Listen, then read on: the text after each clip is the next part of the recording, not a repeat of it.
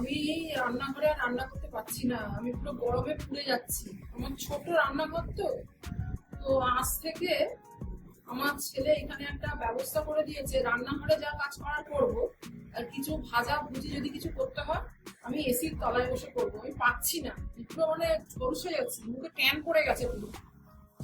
যাই হোক, দেখো এই ব্যাটারটা, ওই যে টেম্পুরা ব্যাটার মিক্সটা আমি গুলে নিয়েছি। আর চিংড়ি মাছটা এরকম, দেখো টেম্পুরা ব্যাটার মিক্সটা আমি এরকম ভাবে করে নিয়েছি।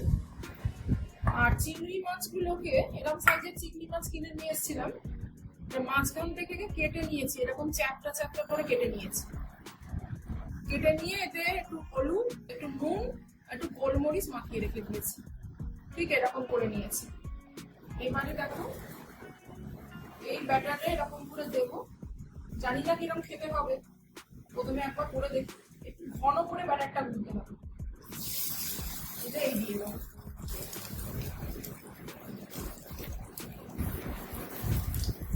রিভিউটা আমার ছেলে দেবে কিরকম খেতে, ওদের সব ভালোবাসে খেতে। এই দেখো